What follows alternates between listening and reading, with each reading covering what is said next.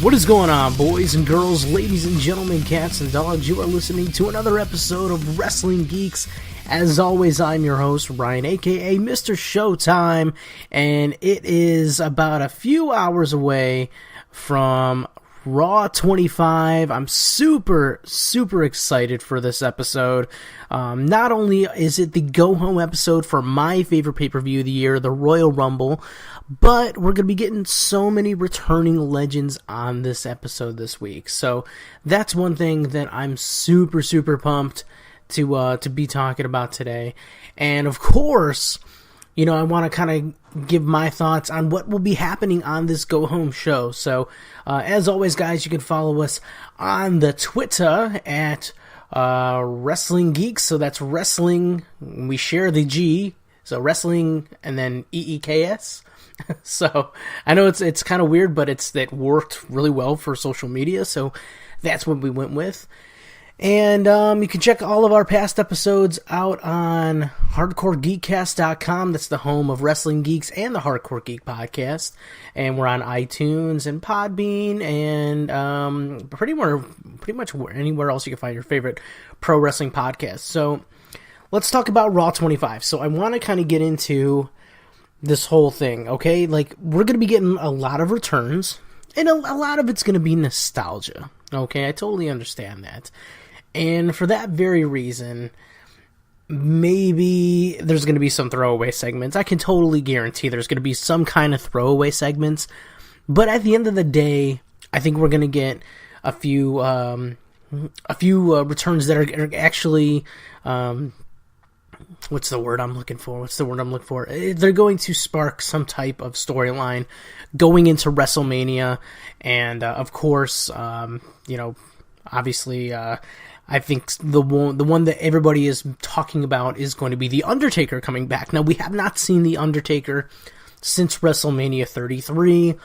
Of course, he lost the match to Roman Reigns. I'll be very honest, I love Taker. He's been one of my favorite wrestlers my entire life, but it wasn't really his best showing, you know? That being said, I don't think that there's going to be any kind of altercation between him and Roman. I really think it's still going to be with him and Cena. Now, Cena's going to be there. Cena's already announced that he's going to be in the Royal Rumble. I think that there's going to be some type of face-to-face, some kind of stare-down with Cena and The Undertaker. I think you'll even get, like, some advice, you know, quote-unquote advice from Shawn Michaels giving it to John Cena. Because I think what the story is going to be is John Cena trying to go after The Undertaker. Because really, at this point, John Cena doesn't have any proof. You know, he's tied Ric Flair's records at 16 world titles, quote-unquote 16 world titles. I know Ric Flair's definitely won more than 16, but that's the magic number that the WWE likes to keep it at. And I think that, yes, John Cena's entering the Royal Rumble because he just doesn't have anything else to do. There's a really good point that was made on one of my favorite podcasts that I listen to, Mat Men. Check them out. They're awesome. They're hilarious. And I think one of their predictions was John Cena wins the Rumble and then forfeits his world title match and challenges The Undertaker. I think at first it sounded kind of really silly, but at this point, I think it kind of makes sense. You know, why wouldn't you... If you were John Cena and you have accomplished pretty much everything there is to accomplish, right? You've won multiple world titles, every title pretty much there is. I think he has not been the IC champion, though. You won multiple Royal Rumbles. Why not do the one last thing you can do? You could do a career versus career match, you know? I think that at this point, John Cena, he has been very honest to say that, you know, he's going to be taking some time off, that he doesn't know how much longer he can do the full-time WWE schedule. And at this point, he really is a part-timer, you know? So, I think it would make some sense for John Cena to challenge The Undertaker.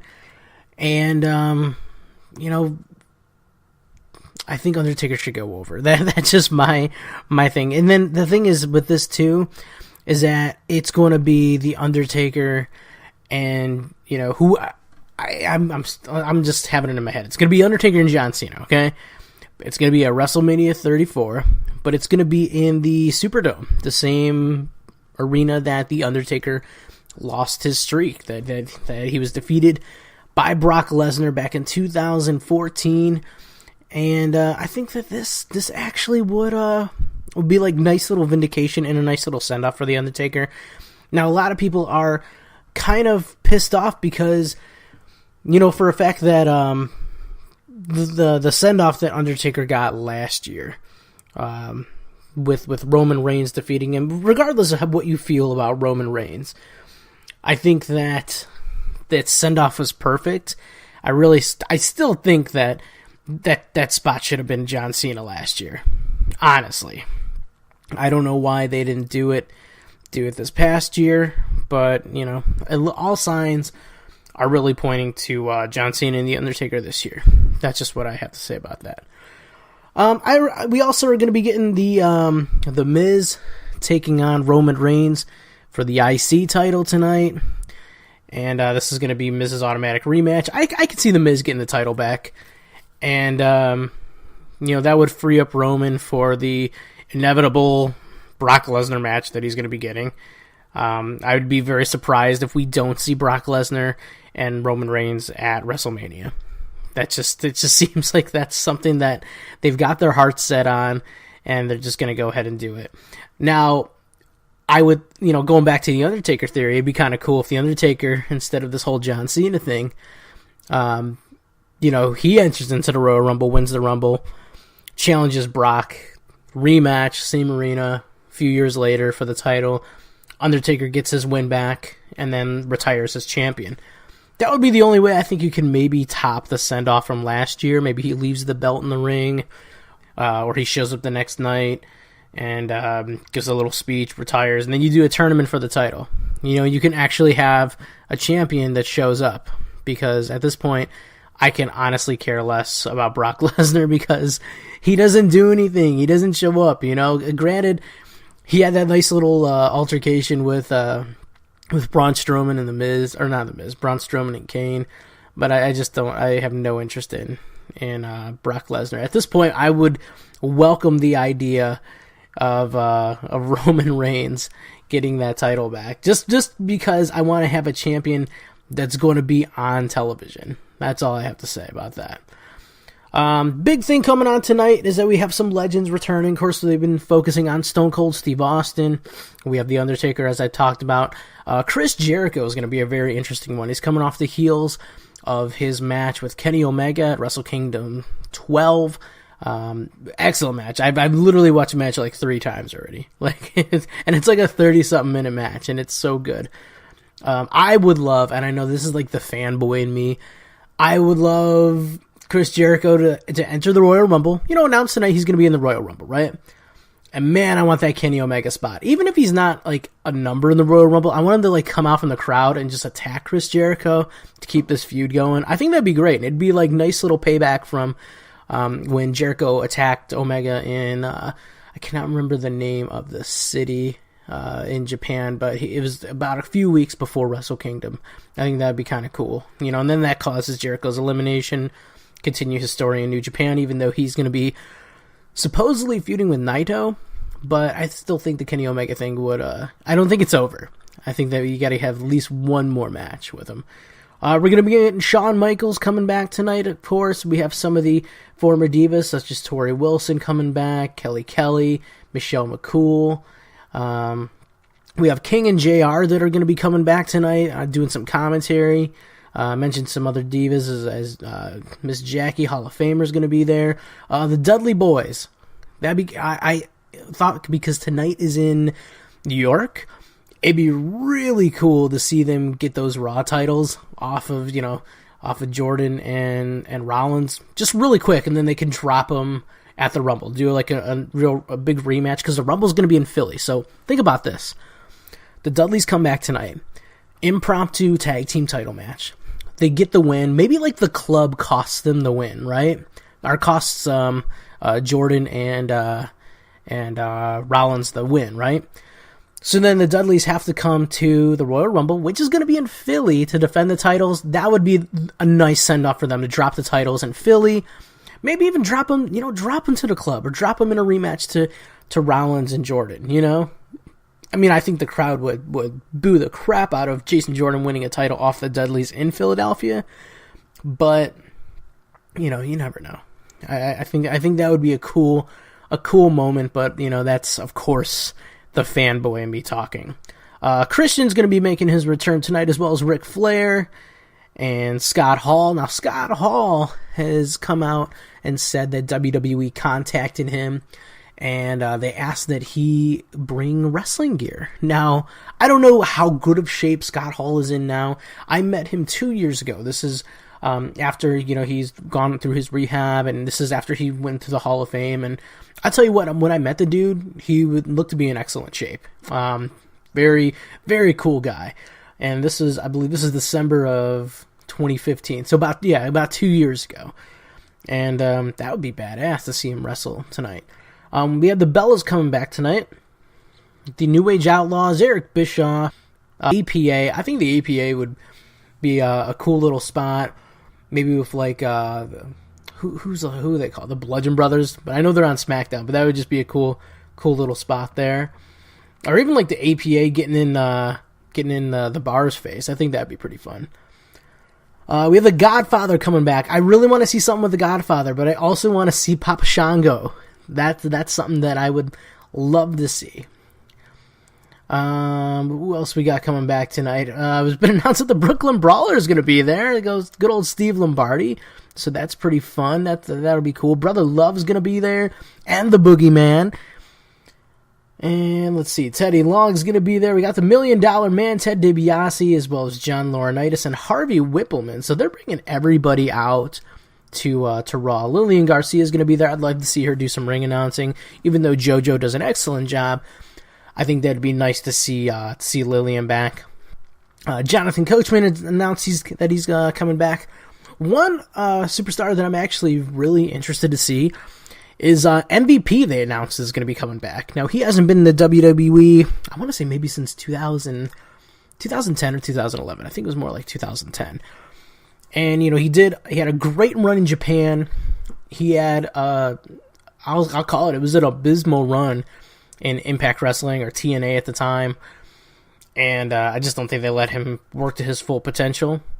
I think that if he's in good shape, I think it would be kind of a cool interaction with him and Matt Hardy, especially with the broken gimmick and the fact that they were former tag team champions. I'd like to see him come up to Matt and like, hey man, like what's up? And like old times and all this. And then like Matt is just like completely just wacky with the whole broken gimmick or the woken gimmick. I think that'd be great. Even if it's a nice little segment, or if Bray Wyatt jumps him, you have MVP come out and rescue his old tag team partner. So MVP I'm looking forward to. We got William Regal coming on. Howard Finkel's going to be there, so I'd like to see him do some announcing as well. Some people that aren't going to be there, Edge. I'm kind of bummed out that Edge isn't going to be there. He's one of my all-time favorite wrestlers. I believe he's going to be filming for Vikings in Ireland, so he's not going to be available. And he actually announced that on the ENC Pod of Awesomeness, their podcast. But it's kind of cool that Christian's going to be there. I think Christian is, of course, underrated, and I know they're not going to let him wrestle, but maybe like a cool segment. I could see him doing something with the New Day, because I think the New Day is going to be there. A lot of SmackDown guys are going to be showing up. I think they announced AJ Styles, New Day, Randy Orton, of course John Cena because he's a free agent, but I still consider him a SmackDown guy. I had to take a drink of water there. Sorry, guys. So yeah, there's a good amount of legends coming back, and match-wise, we haven't really gotten much of an announcement on really anything. I know we have Miz versus Roman Reigns, of course, as I mentioned earlier. But that's Raw 25.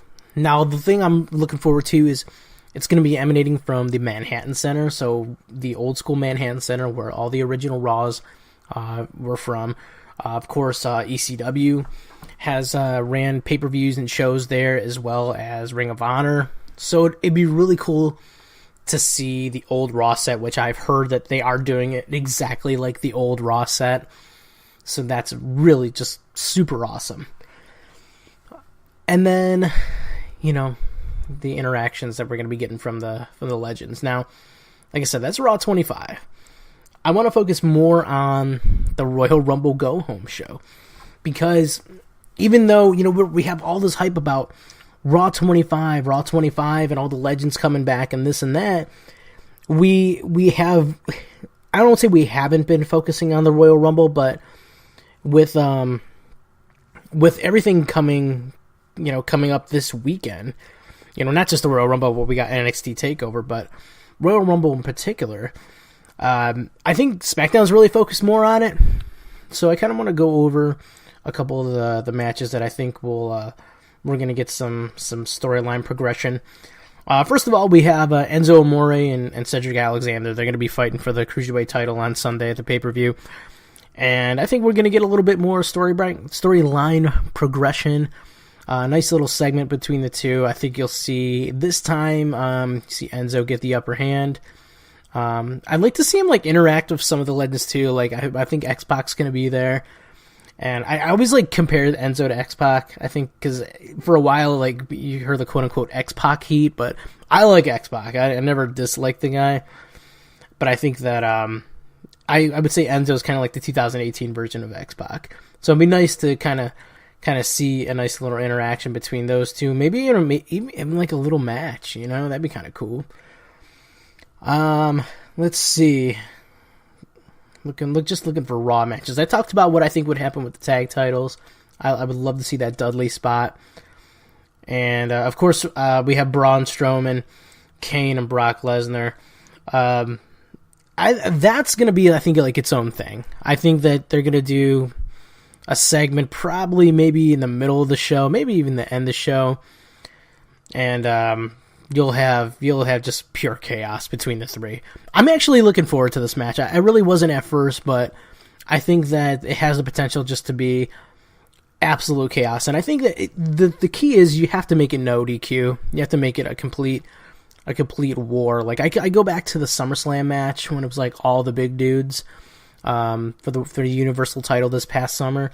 And that match was so fun because there was no rules. People were going through tables, and Braun Strowman was throwing chairs, and people were just getting destroyed. It was like a monster movie, you know. It was like a Godzilla versus Mothra or Ghidorah or Mechagodzilla. That's what it reminded me of. The one thing I want to talk about is the men's Royal Rumble. Now, we haven't had that many announcements. We'd have, let me see, I have the list here. 1, 2, 3, 4, 5, 6, 7, 8, 9, 10, 11. Only 12 individuals have announced that they're going to be in the Royal Rumble. And that includes John Cena, who hasn't been seen on TV. You know, they made that big announcement that he's going to be in the Royal Rumble. I said that I think that, you know, The Undertaker will announce his candidacy for the Royal Rumble. And definitely Chris Jericho. They haven't announced, let's see, Roman Reigns hasn't announced that he's going to be in there, nor is Seth Rollins. Obviously, Dean Ambrose is injured. The Miz and the Miztourage, they're not listed to be in the Royal Rumble. Let's see, did Finn Balor announce he's going to be? Yeah, Finn Balor is going to be in there. Matt Hardy, Bray Wyatt. So there's some decent amount of guys, but that's only about a little bit more than a third of the Royal Rumble itself. So it leaves 18 spots open. So that makes it pretty interesting. Of course, we have the SmackDown Go Home show on Tuesday, but the fact that we haven't really gotten a lot of announcements. You know, I think there's actually maybe more SmackDown guys announced. No, there's actually more Raw guys announced. So I don't know. I hope they don't do the thing where if you're in the world title match and if you lose, then you get to be in the Royal Rumble. And they did that in 2011, and they also did that last year with Roman Reigns, and I think that was just horseshit, you know? I think that they should do some announcements tonight. You know, throw the club in there. Throw who else? Throw the tag champs in there. Throw the Bar in there. I think that you have to add more people to this match. You know, the women's Royal Rumble match, they have 20 women announced, so we have 10 spots. And I think with some of those legends coming back, like a Trish Stratus and a Kelly, and I think Eve is coming back tonight. I think you might see some people announcing that they're going to be in the Royal Rumble. I'm surprised that with Beth Phoenix coming back for the Mixed Match Challenge, that they haven't announced her in the Royal Rumble yet. They did a tease spot with Kurt Angle about a week ago. I think it might have been actually last week, where he was talking to somebody on the phone, and he's like, "Oh, I think you'd be great for the Women's Royal Rumble. I know you haven't been in the ring for a while, but I think you'd be great." So obviously it is a tease for somebody. Of course, with the Bellas coming back, that would be kind of cool for, of course, Nikki Bella to announce her candidacy for the Royal Rumble. And then I think it would be kind of cool to have Brie come back, make her return in the Rumble. That would be really cool. There's a lot of rumors swirling that apparently Daniel Bryan is one of the favorites to win the Royal Rumble. Now, I love Daniel Bryan as much as the next guy, and I honestly think they are gearing towards an in-ring return, but I don't know if it's going to be the Rumble. I think it's going to be a match with him and Shane, and then they're going to kind of ease back into things. I kind of look at that as how Shawn Michaels did his second half of his career back in 2002, and it was supposed to be kind of like a one-off. It was a safe match, even though it was a hardcore match with Triple H. And then it turned into, well, hey, you know what? I can do this more. I don't have to just, do this one match and then turn into like another 6 years for Shawn Michaels? Was that 2000? When did he retire? 2000? Oh, 8 years for Shawn Michaels. Holy crap! So that turned out to be a long second half of Shawn Michaels' career, and I think you could do that with Daniel Bryan. I think that the catalyst to that will happen at the Royal Rumble. They've been planting the seeds with him and Shane. Possibly, we'll see the breakdown between the two during the WWE title match. So that's what I'm thinking about that. I think that's all I have for my Raw 25 preview. I know it's been kind of it's just a quiet show, and it's just me. And I just want to give my thoughts. Of course, we're going to be doing the big Royal Rumble preview show with myself, with Hammer, James. So we're going to have the whole crew on here. So, guys, as always, you can check us out on iTunes and on Podbean and at hardcoregeekcast.com. And then if you want to go ahead and follow us on Twitter, we're at Wrestling Geeks, just at Wrestling Geeks. Just remember to share the G. There's not two G's. Wrestling Geeks with one G. We'll just say that. And we're also on the Facebook and on Twitter as well. Same handle. So other than that, guys, I want to thank you for all your listens, your downloads, your subscriptions. I will be seeing you guys very soon. And we're going to have some live reports. I'm going to be at Mega Wrestling this weekend, this Saturday night. And I have a report I was actually at AIW Death Row this past Friday. And that was Raymond Rowe's final AIW appearance before he goes to the WWE. So that was a very nice send-off for him. So I'm going to do a show kind of dedicated to that. And we'll have some interviews coming up as well. So we will see you next time. Later.